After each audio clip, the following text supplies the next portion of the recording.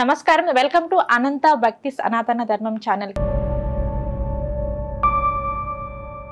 నేను మీ భవానీ చందన. ఈ రోజు మనతో పాటు ఉన్నారు డాక్టర్ ప్రొఫెసర్ ముల్లపూడి సత్యనారాయణ శాస్త్రి గారు. మరి గురువు గారితో మాట్లాడి మనమైతే కొన్ని విశేషాలు తెలుసుకుందాం. నమస్కారం గురువు. నమస్కారం అమ్మా భవానీ. గురువు గారు, మన హిందూ సాంప్రదాయం ప్రకారం మనం చూసుకున్నట్లయితే ఒక్కొక్క పండుగ వస్తుందంటే ఆ పండుగ వెనక ఏదో ఒక ఆంతర్యం ఉంటుంది. అలాగే మనకి పూర్వీకులు చెప్పింది కానీ ఏదో ఒక చరిత్ర అనేది మనకి దాగి ఉంటుంది. మనకి ఇప్పుడు వచ్చే పండుగ మనం చూసుకున్నట్లయితే ఉగాది, అలాగే హోలీ.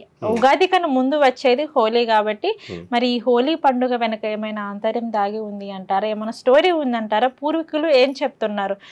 మనకి హోలీ వస్తుంది అంటే మాత్రానికి రంగులు గుర్తుకొస్తాయి. రంగులు పూసుకోవాలి, ఆడుకోవాలి, రంగుల నీళ్ళల్లో తడవాలి అని చెప్పేసి ఇట్లా చిన్నపిల్లల నుంచి పెద్దవాళ్ళ వరకు అందరు చిన్నపిల్లలు అయిపోతారు. పెద్దవాళ్ళు కూడా చిన్నపిల్లలు అయిపోయి రంగులు పూసుకొని ఆడుకుంటారు.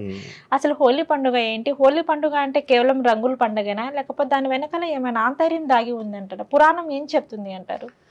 ఈ హోలీ పండుగ అనేటటువంటిది మనకి ఒక పురాణంలో, విష్ణు పురాణంలో చెప్పబడిన కథ చెప్తాను.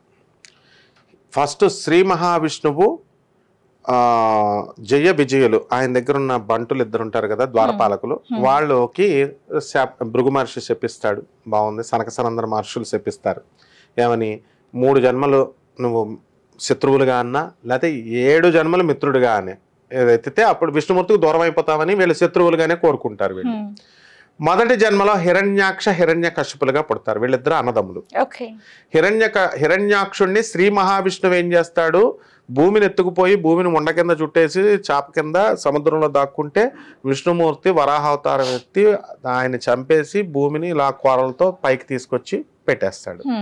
హిరణ్యాక్షుణ్ణి చంపేశాడని కోపంతో ఆయన తమ్ముడైనటువంటి హిరణ్యకశిపుడు విష్ణుమూర్తి మీద పగ పెంచేసుకుంటాడు. విష్ణు ద్వేష అయిపోతాడు ఏకంగా. విష్ణు ద్వేష అయిపోతే ఆయన కడుపున విష్ణు మహాభక్తుడైనటువంటి ప్రహ్లాద్ మహారాజును పుట్టిస్తాడు. ప్రహ్లాదుని పుట్టిస్తాడు శ్రీ మహావిష్ణువు. అంటే ఈయన ఏం చేస్తాడు? అరే నువ్వు నారాయణాయ అని అనొద్దు అంటే ఈయన ఓం నమో నారాయణ అంటాడు. హిరణ్యకశ్యపుడు ఏం చేస్తాడు? నారాయణుడు కాదు దేవుడు, నేనే దేవుడిని, అందరూ ఓం హిరణ్యకశ్యపాయ నమః అని అనండి అని చెప్పేసి ప్రజల్ని, భక్తుల్ని, విష్ణు భక్తులను అందరినీ ఏడిపిస్తూ ఉంటాడు. బాధేస్తూ ఉంటే అందరూ తప్పక కొంతమంది, అంటే మిగతా వాళ్ళు ఎవరైతే అనలేదో వాళ్ళందరినీ శిక్షిస్తూ ఉండేవాడు. వాళ్ళ కొడుకే ఇప్పుడు అనడం లేదు కాబట్టి నువ్వు అనడం లేదని చెప్పేసి ఈయన్ని ఏనుగుల చేత తొక్కిస్తాడు, పాముల చేత కర్పిస్తాడు. అలా ఈ హిరణ్యకశిపుడికి హిరణ్యాక్షుడికి చెల్లెలు హోళిక అని ఒక ఆమె ఉంది, రాక్షసి. రావణాసురుడు చెల్లెలు శూర్పణఖ ఎలాగో అలా ఈ హోళిక ఏం చేస్తుంది? మా అన్ననే చంపుతాడా వీడు హిరణ్యాక్షుడిని, విష్ణుమూర్తి, ఈ ప్రహ్లాదుడిని నేను చంపేస్తాను ఇప్పుడు అని చెప్పేసి ఏం చేస్తుందంటే హిరణ్యకశ్యపుడు తన అన్న అయినటువంటి హిరణ్యకశ్యపుడి ఆజ్ఞ మేరకు ప్రహ్లాదుడిని ఇలా ఒంట్లో కూర్చోపెట్టుకొని అగ్నిలోకి దూకేస్తుంది. ఆమె ఉద్దేశం ఏంటి? నేను మాయల మరాఠీని, నాకు రాక్షస కదా, నన్ను ఈ అగ్నిదేవుడు ఏం చేయలేడు, ఈ ప్రహ్లాదుడికి ఏమీ తెలియదు, చిన్నపిల్లడు కదా, వీడి కాలిపోతాడు, నేను సేఫ్ అయి ఉంటానని చెప్పేసి ఓవర్ కాన్ఫిడెన్స్తో ఆమె వెళ్ళిపోయి అగ్నిలో దూకుతుంది. శ్రీ మహావిష్ణువు మనకు లీలా మానుష విగ్రహుడు కదా మన బాస్ విష్ణుమూర్తి, ఇలా అంటాడు. ఇలా అనగానే ఈ ప్రహ్లాదుడికి అగ్ని ఏం చేయలేదు, చల్లగా అగ్నిదేవుడు చల్లగా ఉంటాడు. ఈ హోళిక మాత్రం బగబగ కాలిపోద్ది, బూడిదైపోయింది. అంటే అగ్నిలో కాలిపోయింది కాబట్టి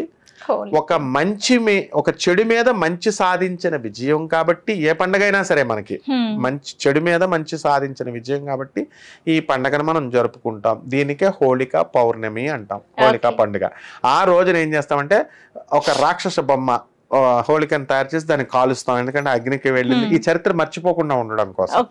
ఇక రెండోది అత్యంత మనోహరమైనటువంటి పురాణం శ్రీకృష్ణ పరమాత్మది. శ్రీకృష్ణుడు ఎలా ఉంటాడు?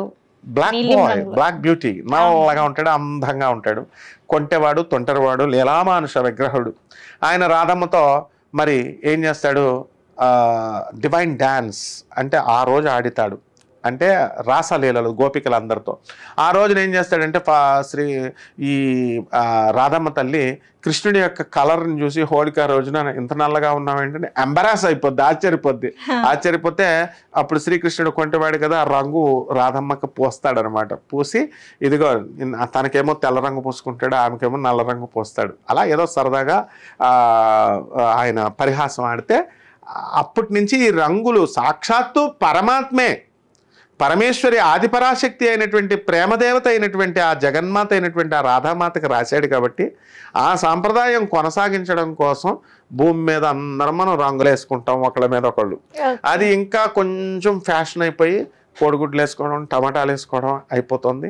ఆ విధంగా వినాయక చవితికి ఎప్పుడైతే ఇది వరకు చక్కగా కేవలం పూజ చేసేవాళ్ళు ఇప్పుడు డీజేలు పెడుతున్నారు కదా, ఇప్పుడు కమ్యూనిటీలు, విల్లాస్, అపార్ట్మెంట్ కల్చర్ వచ్చేసరికి వీళ్ళు కూడా డీజేలు వితౌట్ పోలీస్ పర్మిషన్ పెట్టేసి డ్యాన్స్లు వేసేసి చేస్తున్నారు. పోలీసు వాళ్ళు వచ్చి డీజేలు తీసుకెళ్ళిపోతున్నారు అనమాట. సో ఇది సాంప్రదాయం ఎక్కడి నుంచి వచ్చింది? నార్త్ ఇండియా నుంచి వచ్చింది. నార్త్ ఇండియా అంటే ఏంటండి అంటే అది దైవ భూమి, అది దేవభూమి, యోగ భూమి. కాబట్టి అది అక్కడే రాముడు పుట్టాడు, కృష్ణుడు పుట్టాడు, అంతా అక్కడే. కాబట్టి వాళ్ళ అక్కడి నుంచి వచ్చింది. వాళ్ళేమో సింపుల్గా ఉంటారు, వాళ్ళు సింపుల్ సిటీ, కేవలం రంగులు వేసుకుంటారు. ఈ డీజేలు గీజేలు ఏమి ఉండవు. కానీ ఇక్కడికి వచ్చేసరికి మన వాళ్ళంతా కూడా ఇక్కడ డీజేలు ఇవన్నీ పెట్టి వికృత రూపంలోకి ఇంకా తీసుకెళ్ళిపోతున్నారు. అసలైంది ఇది వదిలేసి ఇది. అందువల్ల ఆర్భాటాలు అవసరం లేదు, చక్కగా రంగులు జల్లుకోవచ్చు. రాధే రాధే అంటూ రాధాకృష్ణుల్ని స్మరించుకుంటూ అందరూ రంగులు వేసుకోవచ్చు. ఈ రాధాకృష్ణుల యొక్క గుర్తుగా ఈ యొక్క పండుగను జరుపుకుంటామమ్మా. ఓకే, నమస్కారం. ధన్యవాదాలమ్మా.